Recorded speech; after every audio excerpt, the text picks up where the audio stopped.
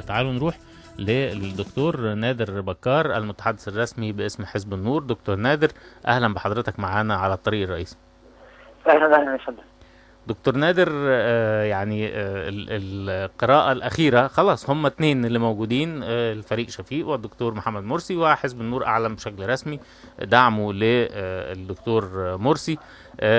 لكن زي ما دايما انت عارف لازم ناخد كل حاجة بتخوفات. النهارده كان في مؤتمر عقده الدكتور محمد مرسي. هل لك ملاحظات عليه كنادر بكار بقى مش كحزب النور؟ هل لك ملاحظات عليه؟ هل كنت متوقع حاجه تتقال ما اتقالتش، او حاجه اتقالت ما كانش مفروض ان حد يتكلم فيها دلوقتي؟ بسم الله. لا طبعا انا ما اقدرش بس افصل نفسي عن رؤيه الحزب. ف يعني انا عايز اقول ان هو كان ممكن المؤتمر يعطي بشكل اكثر تحديدا باتجاه قضايا بالفعل الناس ممكن تكون او باقي القوى السياسيه كانت محتاجه فيها تطمين او محتاجه فيها على الاقل تفاهم مشترك. فيعني كان ممكن تكون الصيغ كانت عموميه اكثر من اللازم، وكانت تحتاج لنوع بس من التحديد، نوع من الفصل، الحسم، بحيث انها تعطي تطمينات حقيقيه. تخرجنا من حاله يعني الأزمة التي نحياها، أو تخرجنا من حالة استقطاب للأسف سعى حزب النور من أول الانتخابات أنه ينهي، ويعني لم نوفق فيه، ووصلنا للحالة اللي احنا فيها الآن دي برضو للأسف مسألة استقطاب أو ثنائية تاني. طيب ايه الحاجات اللي انت شايف انها كانت محتاجة تطمينات أكتر؟ لا هو يعني بصفة عامة احنا محتاجين الفترة القادمة ان يسوق الدكتور محمد مرسي وان يظهر للناس على انه بالفعل المرشح القادر على يعني عودة الاصطفاف الوطني مرة تانية. اذا كان رغبتنا الاولى في الدكتور عبد المنعم مفتوح قبل كده ان هو يبقى مرشح اصطفاف وطني، بمعنى ان اغلب التيارات حتى تتوافق عليه علشان يبقى في نوع من الاستقرار في المرحلة الجاية، فمحتاجين نفس الامر مع الدكتور مرسي، ان يبقى في قدر من اصطفاف الناس حواليه، ان هو يعلن بشكل واضح من الان انه بعيد عن جماعة الاخوان وعن حزب الحرية والعدالة، انه اصبح ملكا لكل المصريين الان وبيخطب ود للجميع، يكلم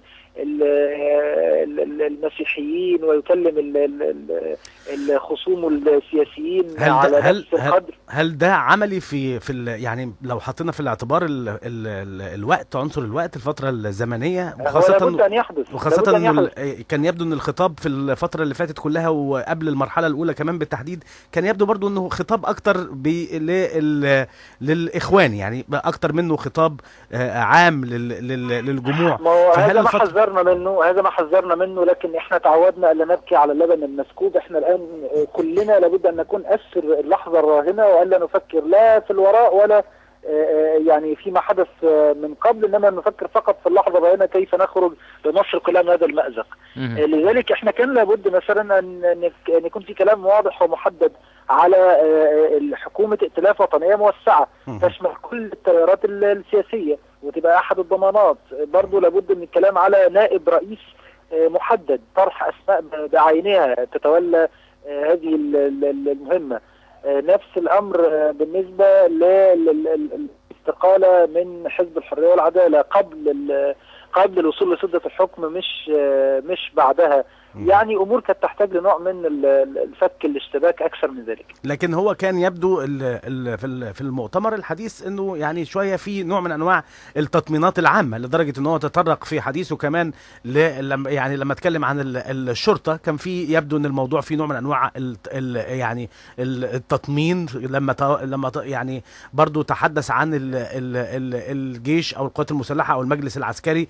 يعني الموضوع كان شامل. هل كان الافضل التركيز على القضايا او بعض الموضوعات اللي هي موضوعات خلافيه او تثير تخوفات بالتحديد؟ طبعا زي الدستور وزي الجمعيه التاسيسيه برضو. لا التطمين العام كويس، بس يعني الوقت اصبح ضيقا جدا وطموحات الناس طبعا احنا كلنا بشر نصيب ونخطئ، بس يعني كنا نامل ما هو اكثر من ذلك. واعتقد ان الايام القليله المقبله ممكن يتدارك فيها هذا الامر ونعيد تاني التقديم ونعيد تاني الصياغه، ما فيش اشكاليه. المهم بس ان احنا بعد ليله الامس السيئة جدا طبعا احنا بندين بكل الصور اي نوع من انواع التجاوز في انتهاك حق الغير، هجوم على منشأة عامة او خاصة، اتلاف الممتلكات العامة او الخاصة، بعد ليلة الأمس دي أعتقد أن في تاريخ جديد لابد أن نبدأ فيه، إن كل واحد يركز مع مرشحه، ومفيش تطاول من مصريين على مصريين.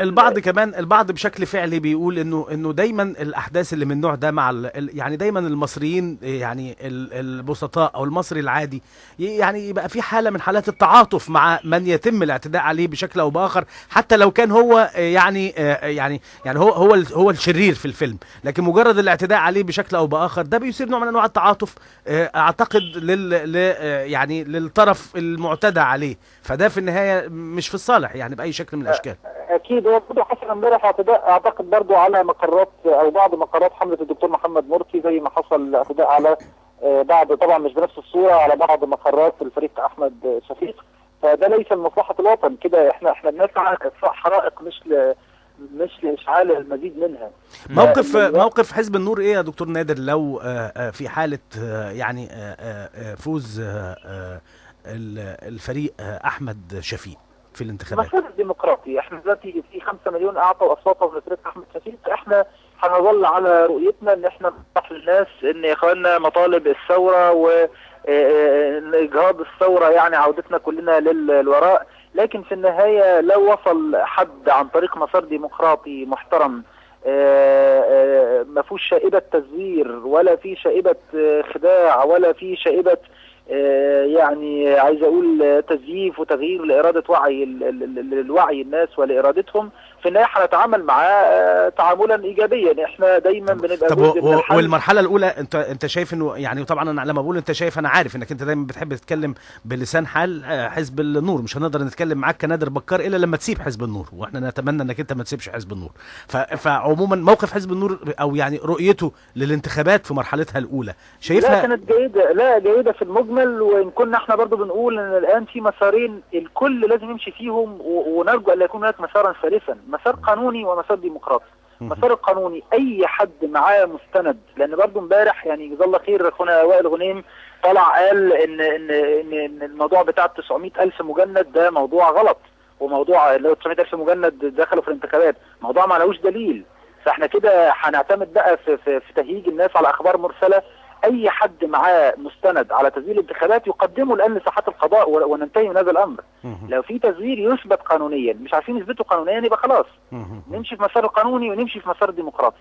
ديمقراطي نكمل انتخابات النهائيه، لا رجع عن الانتخابات، وخلينا يبقى خلاص يبقى في قوه ضاغطه في الشارع ان تكون هذا هو ديدن الشعب المصري. مسار ديمقراطي كل 4 سنين هيتكرر، حتى لو كان مؤلم الان او حتى لو كنا الان بنحقق فيه نسبه نجاح بسيطه، بس خلينا نكمل الى النهايه. مسار ديمقراطي ومسار قانوني. لو حد معترض على الانتخابات او شايف ان شبهه شائبه، احنا من جانبنا ما سجلناش اي شائبه. لو غيرنا سجل شائبه يقدم بها مستند ودليل لساحات القضاء.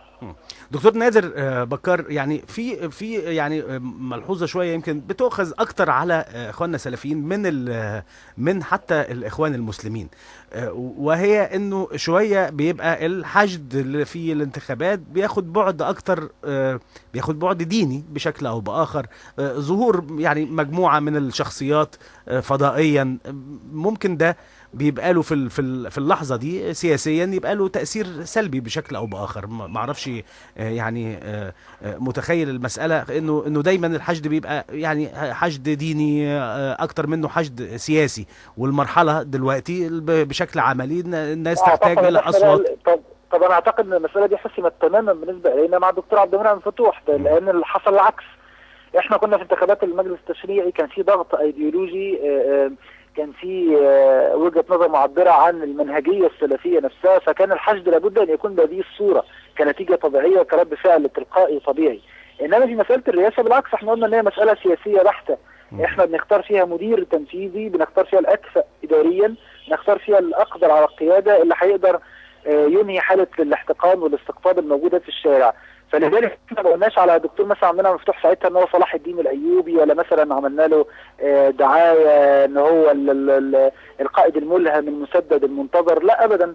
لذلك كان الحشد طبيعي، يعني اللي حصل في انتخابات مجلس الشعب ده كان حشد انتخابات الرئاسه كان حشد طبيعي.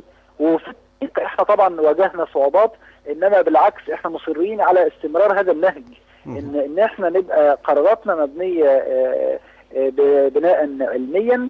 انما الضغط الايديولوجي بقى باعتبارنا او كنا نعرف انفسنا ولا زلنا على اننا حراس للعقيده كمنطلق دعوي، فاللي بيمثل عقيده او بيمثل ثوابت اكيد بيبقى فيه الحشد الكبير جدا. انما في المسائل السياسيه اللي حضرتك رايك فيها قد يكون صواب ورايي انا خطا، او رايي انا صواب وراي حضرتك خطا، بيبقى الحشد الطبيعي اللي حضرتك شفته 3 مليون 4 مليون، اللي هو اللي ما بيوصلش بقى لحد الحشد الديني اللي احنا عايزين اصلا ان نخرج منه يعني. طيب دكتور نادر، يعني بعض الحاجات اللي بتبقى متاخده او الثغرات اللي بيبقى بيتكلم فيها البعض عن يعني مشروع الدكتور محمد مرسي كمرشح رئاسي، الملاحظ انه بيتم الخلط فيها بين الاخوان المسلمين وبين السلفيين، يعني بعض الامور بتبقى محسوبه على الاخوان المسلمين. يعني ما زال البعض بيتكلم عبر القنوات عن مثلا الاسلاميين ككل، ويقولوا يضربوا مثل بالبلكيمي، يضربوا مثل بمطالبات داخل البرلمان بقوانين معينة، وهي عادة بتبقى بعض أمور مطروحة من التيار السلفي. يعني بعض نقط الضعف في بالنسبة للمرشح الإسلامي يعني مأخوذة من السلفيين أكتر منها ما هي محسوبة على الإخوان المسلمين. لا هقول لحضرتك حاجة، بالعكس أنا لا أحب أن أضفي صفة ملائكية على التيار الذي أنتمي إليه، لكن اعتقد انه من افضل الناس اداء برلمانيا من ناحيه التطور والعلو المنحنى. بمعنى لو في انسان منصف بص على كل ما يثار اعلاميا على هذا الحزب داخل البرلمان، حادث 3-4 حوادث متفرقه كلها كانت خطا في اسلوب الكلام اثناء الجلسات العامه لمجلس الشعب. انتهى كل ده وبالعكس المنحنى اخذ في تصاعد بشكل كبير جدا جدا، وفي نضج عالي جدا لا يحققه حزب في وقت قصير. تصيد الاخطاء هو الذي نعاني منه. احنا وجدنا جوه تحت قبه البرلمان ناس بتتكلم كلام غير مقبول وغير معقول، بعضهم كان مرشح للجمهور للرئاسه زي السيد عبد العزيز الحريري، ما فتأ ليل نهار يتكلم عن عدم دستوريه المجلس وبيحضر كل جلساته في تناقض رهيب وغريب محدش بيسلط عليه الضوء. لقينا نائب جوه مجلس الشعب من خارج التيار الاسلامي نطح صحفي قبل كده بالروسيه ومحدش اتكلم. نائب تاني بيروح لبنان اللي هو النائب محمد ابو حامد، بيروح لبنان وبيقول لواحد متورط في مذابح صبرا وشتيله، بيقول انت سيدنا وملهمنا ومحدش اتكلم عليه. في تسليط للضوء بشكل مبالغ فيه على هنات مش اخطاء للتيار السلفي تحديدا.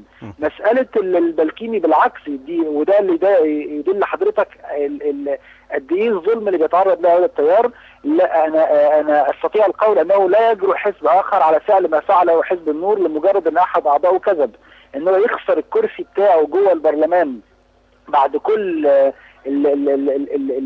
العناء والتعب اللي احنا عملناه اثناء الانتخابات التشريعيه، نخسر كرسي بمنتهى السهوله كده وفورا. لكن ده موقف حسب لصالح يعني للامانه. لا حسب. اذا كان حضرتك الان بتقول بلكيمي، الكلام ده لو كنا احنا بنعير به حتى هذه اللحظه، لو احنا مثلا قعدنا نماطل او نبرر، غيرنا بيحترف تبرير الخطا وبيحترف ان هو يعتمد على ان ذاكره الناس ضعيفه ومش هتفتكر، فيظل مصرا على موقفه اللامبالي. اما احنا فبالينا كان عندنا مبالاه بمشاعر الناس والمبادئ اللي احنا بننطلق منها، ففورا كان ردنا حاسم ما خدش يوم على بعضه.